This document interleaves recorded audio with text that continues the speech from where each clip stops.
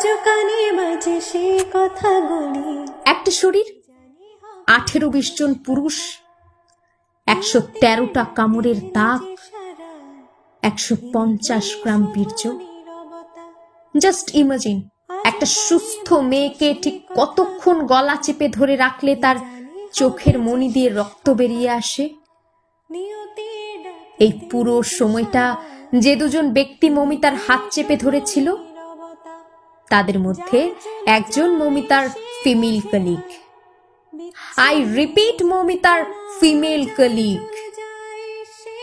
চোখ দিয়ে রক্ত বেরিয়ে আসার আগ মুহূর্তে মমিতা নিশ্চয়ই এই ফিমেল কলিগের দিকে তাকিয়েছিল।